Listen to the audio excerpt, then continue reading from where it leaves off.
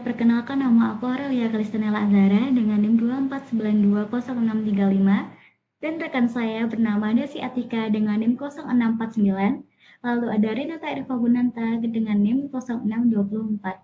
Di sini kita akan mempresentasikan hasil kerja kelompok kami mengenai analisis etika bisnis, konflik kepentingan, dan budaya organisasi, serta pengambilan keputusan etis pada usaha bisnis nyata, yaitu bisnis es teh Ampirono. Kira-kira kalian tahu nggak sih apa itu es teh Ampirono? Oke, kali ini aku akan bahas mengenai profil usaha dari es teh Ampirono. Pemilik usaha dari es teh Ampirono ini adalah Ibu Nurul Kusumaningtyas atau yang sering kita sebut Ibu Nurul. Dengan latar belakang adanya penurunan penghasilan keluarga saat pandemi COVID-19. Dan setelah meredanya COVID-19 ini, Ibu Nurul melihat adanya tren pasar es teh jumbo yang terus meningkat. Oleh karena itu, Ibu Nurul mengambil peluang tersebut dan didirikannya usaha es teh Ampirono. Es teh Ampirono ini sudah berjalan kurang lebih 2 tahun. Es teh Ampirono juga buka setiap hari dari jam 9 pagi hingga jam 10 malam. Untuk perkembangan usahanya, awalnya itu Ibu Nurul menjalankan bisnis ini secara mandiri, namun seiring berjalannya waktu dan banyaknya permintaan pasar mengenai es teh Ampirono ini, Ibu Nurul sudah bisa membuka 2 cabang dengan cabang utamanya ada di dekat Pasar Moto, lalu yang cabang keduanya ada di dekat ISI. Untuk sumber daya manusia, total karyawan saat ini adalah 4 yang dibagi menjadi 2 shift pagi dan 2 shift sore. Shift paginya ini dari jam 9 pagi hingga jam 4 sore. Lalu untuk yang shift sorenya ini dari jam 4 sore hingga jam 10 malam. Untuk produksi, pemasaran, dan keuangan itu masih dikelola secara mandiri oleh Ibu Nurul. Untuk kinerja keuangannya, omset rata-ratanya adalah 15-18 juta per bulan dengan laba bersih 7-8 juta per bulan. Namun pendapatan ini juga dipengaruhi oleh cuaca dan penjualannya. Selanjutnya, kita akan membahas mengenai aturan yang ada di dalam es teh Ampirono. Yang pertama, karyawan harus berakal sehat, jujur, dan bertanggung jawab. Yang kedua, karyawan harus sopan dan ramah kepada customer. Yang ketiga, saat shift, karyawan harus berpenampilan rapi. Yang keempat, karyawan harus disiplin dan tepat waktu saat jam buka dan jam tutup. Yang kelima, karyawan harus menaati SOP yang berlaku. Dengan adanya aturan seperti ini, diharapkan es teh Ampirono akan berjalan dengan baik dan lebih tertata untuk kedepannya. Oke, kali ini kita akan melampirkan foto-foto dengan pegawainya saat shift siang dan bersama Ibu Nurul ya, di sebelah kanan sebagai owner es teh Ampirono. Tantangan yang dihadapi oleh Ibu Nurul dalam menjalankan bisnis es teh Ampirono yaitu ada 4 tantangan. Yang pertama, kesulitan mencari customer. Solusi yang dilakukan Ibu Nurul adalah meningkatkan promosi secara online dan offline. Online-nya yaitu membuat video konten yang kreatif, storytelling, dan edukatif, dan mengikuti tren yang ada. Dan offline-nya yaitu dari mulut ke mulut, seperti memberitahu ke keluarga, teman, dan saudara. Lalu solusi yang kedua adalah menjaga kualitas produk dan layanan. Hal ini bertujuan agar membuat image es teh Ampirono ini baik di customer agar customer melakukan pembelian berulang ke es teh Ampirono. Lalu tantangan yang kedua yaitu persaingan yang ketat. Solusi yang dilakukan Ibu Nurul adalah yang pertama menciptakan keunikan produk. Jadi Ibu Nurul tidak hanya menjual seri es teh saja, tapi beliau juga membuat produk minuman seri soda, susu, dan kopi. Lalu, solusi yang kedua adalah konsisten dalam kualitas. Jadi, Ibu Nurul selalu menerapkan SOP dan melakukan SOP pembuatan produk ke karyawan. Lalu, tantangan yang ketiga adalah manajemen keuangan. Nah, hal ini saat di awal-awal Ibu Nurul mengalami kesusahan karena Ibu Nurul tidak bisa memisahkan antara modal dan arus kas usaha. Jadi tidak terlihat nih omsetnya berapa, labanya berapa. Lalu solusi yang Ibu Nurul lakukan adalah dengan cara memisahkan modal dan arus kas usaha agar omset dan laba terlihat jelas supaya tidak tercampur-campur. Lalu tantangan yang terakhir adalah kurangnya pengalaman. Solusi yang dilakukan Ibu Nurul adalah tentu saja terus belajar dan evaluasi Yang kedua adalah melakukan evaluasi usaha. Lalu yang ketiga adalah perbaikan berkelanjutan. Konflik yang terjadi di dalam bisnis ST Ampirono di sini menjadi 3 bagian, yaitu konflik karyawan, konflik customer, dan konflik operasional. Di konflik karyawan ini ada 2, yaitu kecurangan mengenai pencurian. Jadi ada salah satu karyawan melakukan pencurian uang hasil penjualan. Lalu respon dari Ibu Nurul ini adalah yang pertama mencari tahu dulu orangnya siapa. Lalu jika sudah ketemu tidak langsung menuduh, tapi mencari tahu lagi. Dan sudah pasti orangnya siapa, Ibu Nurul akan memberikan sanksi kepada karyawan tersebut berupa ganti rugi untuk ST Ampirono. Jika hal tersebut dilakukan lagi, Ibu Nurul akan melakukan pemecatan terhadap karyawan tersebut. Lalu yang kedua yaitu tidak disiplin saat jam jaga. Hal ini berkaitan tentang tidak adanya rasa tanggung jawab. Jadi saat itu ada salah satu karyawan yang tidak tepat waktu saat jam seharusnya buka, jam seharusnya ganti shift, dan jam seharusnya tutup. Respon dari Bu Nurul adalah yang pertama melakukan teguran. Jika hal tersebut dilakukan secara berulang kali, Bu Nurul akan memberikan respon yang tegas yaitu melakukan pemecatan terhadap karyawan tersebut. Untuk selanjutnya yaitu konflik customer.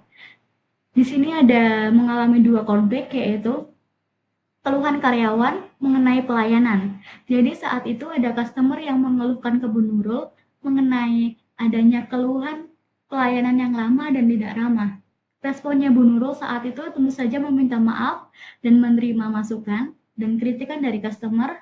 Dan selanjutnya Bu Nurul mengevaluasi karyawan supaya tidak melakukan kesalahan yang sama lagi kepada customer. Lalu yang kedua adanya komplain rasa produk, yaitu adanya keluhan rasa yang tidak terlalu manis dan rasa yang terlalu manis. Jadi Bu Nurul responnya terhadap customer tersebut tentu saja yang pertama meminta maaf dan mendengarkan masukannya. Lalu Bu Nurul juga merekomendasikan kepada customer untuk memberitahunya jika customer tersebut ingin rasa yang tidak terlalu manis bisa request langsung ke penjaga yang shift saat itu juga. Untuk yang terakhir yaitu konflik operasional, yaitu produk tidak laku banyak. Jadi adanya produk yang tidak laku sedangkan di pagi harinya ada pemesanan yang banyak. Respon dari Bu Nurul yaitu saat itu kan produk tidak laku banyak, jadi produk ST masih banyak sekali ini, sedangkan besok paginya itu ada pesanan banyak. Nah, teh ini jika didiamkan terlalu lama akan mengendap dan membuat kualitas produk es teh ini tidak baik. Responnya Bu Nurul tentu saja akan membuang produk ini dan membuatnya baru. Tapi dengan resiko pasti akan membuang bahan baku lebih banyak. Jadi merasakan kerugian bahan baku. Tapi tidak apa, karena es teh Ampirono ini tidak hanya sekedar menjual es teh saja, tapi juga menjual kualitas yang ada. Perkenalkan, nama saya Desi Atika dengan NIM 24920649. Di sini saya akan menjelaskan analisis masalah etika dan konflik kepentingan di bisnis es teh Ampiro. Yang pertama ada masalah etika. 1. Pelanggaran etika kejujuran oleh karyawan, di mana karyawan tersebut telah mengambil uang hasil penjualan tanpa adanya izin dari sang pemilik bisnis. Yang kedua, terdapat masalah etika dalam pelayanan, di mana beberapa konsumen telah mengkomplain karena pelayanan yang kurang, pelayanan yang lama, dan juga rasa es teh yang kurang manis. Yang ketiga, terdapat masalah etika dalam kedisiplinan karyawan. Terdapat beberapa karyawan yang bermalas-malasan dan juga terlambat untuk datang kerja. Lalu selanjutnya, terdapat masalah etika dalam pengelolaan produk, di mana sang owner dilema karena antara ingin membuang produk sisa atau tetap menjual produk tersebut. Lalu selanjutnya terdapat masalah etika lingkungan dan sosial, di mana owner telah menerapkan bahwa membuang sampah tidak boleh di sembarangan tempat dan tidak berserak di sekitar toko tersebut. Sehingga owner selalu membawa sampah tersebut ke rumah dan akan diangkut oleh tukang sampah. Selanjutnya, konflik kepentingan di dalam bisnis es teh Ampirono. Yang pertama, terdapat konflik kepentingan antara karyawan dan juga perusahaan. Di dalam kasus karyawan yang mengambil uang tanpa adanya izin dari pemilik bisnis, itu membuktikan bahwa karyawan lebih mementingkan kepentingan pribadi dan berakibat untuk merugikan perusahaan. Lalu yang kedua, terdapat konflik kepentingan dalam pengelolaan arus kas. Ini terjadi ketika omset perusahaan sedang turun, sedangkan owner bimbang dalam mementingkan kepentingan pribadi atau mendahulukan kepentingan perusahaan. Yang ketiga, terdapat konflik kepentingan antara keuntungan dan juga kepentingan konsumen. Di dalam kasus produk es teh yang kemarin masih tersisa banyak dan sudah tidak layak untuk dijual, owner bingung ingin membuang produk tersebut tetapi perusahaan akan rugi, atau tetap menjual tetapi konsumen tidak mendapatkan produk yang layak. Lalu selanjutnya terdapat konflik kepentingan dalam pengelolaan karyawan. Di sini terjadi ketika karyawan ingin mendapatkan waktu yang lebih untuk beristirahat, sedangkan perusahaan ingin mendapatkan keuntungan yang layak. Sehingga owner membuat SOP dan memberikan sanksi ketika karyawan terdapat keterlambatan untuk bekerja. Lalu yang selanjutnya, analisis etika bisnis dalam beragam sudut pandang. Menganalisis bisnis es teh Ampirono menggunakan 3 sudut pandang utama. Yang pertama, sudut pandang ekonomis, di mana menghasilkan keuntungan tanpa merugikan pihak lain. Es teh Ampirono telah mendapatkan keuntungan tanpa adanya merugikan pihak lainnya. Ini dibuktikan ketika Es teh Ampirono mendapatkan laba bersih sekitar 7-8 juta per bulan. Lalu yang kedua, sudut pandang hukum, di mana kepatuhan terhadap perundang-undangan. Ini membuktikan ketika Es teh Ampirono telah memberikan hak yang sesuai kepada para karyawan dan juga konsumennya. Lalu yang ketiga, sudut pandang moral, menerapkan banyak nilai-nilai etika bisnis. Es teh Ampirono sudah menanamkan nilai-nilai etika bisnis seperti menanamkan kejujuran dan juga tanggung jawab untuk karyawannya. Lalu, Es teh Ampirono juga peduli terhadap lingkungan sekitar seperti memperhatikan sampah agar tidak berserakan dan juga memberikan bantuan sosial. Lalu yang selanjutnya, analisis etika bisnis (CSR), Good Corporate Governance, tanggung jawab moral dan budaya organisasi dalam bisnis es teh Ampirono. Yang pertama, analisis etika bisnis. 1. Owner selalu menekankan kejujuran dalam karyawannya. Yang kedua, menerima kritik dan juga saran. Yang ketiga, owner tetap menjaga kualitas produk agar selalu fresh dan selalu aman untuk para konsumennya. Lalu, yang kedua, Corporate Social Responsibility atau CSR. 1. Berpartisipasi untuk donasi. Lalu yang kedua, owner berusaha tidak membuang sampah di sembarangan tempat dan membiarkan berserak di sekitar tokonya dan mengganggu masyarakat sekitar. Lalu yang ketiga, Good Corporate Governance. Yang pertama, pembagian shift yang tertata. Lalu yang kedua, owner membuat aturan SOP.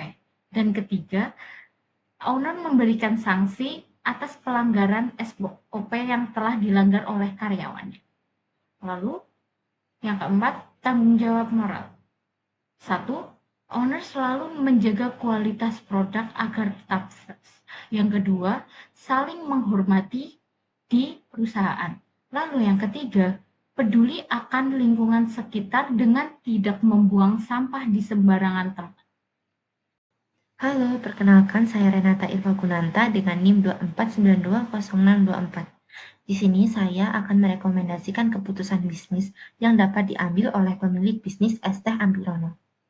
Rekomendasi keputusan bisnis yang pertama yaitu membuat standar kejujuran di dalam operasional, dengan cara menetapkan aturan bahwa karyawan wajib jujur dalam catatan penjualan dan juga penggunaan bahan baku untuk produksi. Hal ini dapat didukung dengan menggunakan aplikasi kasir yang dapat dipantau secara real-time oleh pemilik bisnis agar dapat mengetahui produk yang sudah keluar dan omset yang masuk. dan juga memasang CCTV di setiap cabang agar pemilik bisnis mengetahui kinerja para karyawan. Rekomendasi keputusan bisnis yang kedua ada peningkatan etika pelayanan konsumen. Hal ini dapat dilakukan dengan cara melakukan pelatihan kepada karyawan baru atau training karyawan baru mengenai etika pelayanan untuk melayani konsumen. Yang ketiga ada menegakkan kedisiplinan waktu. Hal ini dapat dilakukan dengan cara menetapkan jam kerja setiap shift dan juga memberikan sanksi bagi yang melanggar dan penghargaan bagi yang menaati. Yang keempat, ada memperbaharui sistem pengelolaan produk. Dengan cara menetapkan standar kualitas produk, membuat aturan bahwa karyawan wajib menjaga kebersihan saat bekerja. Yang kelima, ada memedulikan lingkungan sekitar. Hal ini dapat dilakukan dengan cara melakukan pengelolaan limbah yang baik, mengurangi penggunaan plastik seperti plastik bungkus sedotan dan plastik-plastik yang lain, menjaga kebersihan lingkungan di sekitar outlet. Yang keenam, ada melakukan persaingan yang sehat. Hal ini dapat dilakukan dengan kita menghindari menjalankan usaha pesaing atau melakukan black campaign. 2. Tidak meniru merek dagang secara ilegal. 3. Melakukan persaingan secara jujur dan adil. Yang ketujuh ada pencatatan keuangan. Mencatat seluruh pemasukan dan pengeluaran, merincikan setiap bagian keuangan, dan melakukan evaluasi keuangan rutin seperti 1 minggu sekali atau 1 bulan sekali.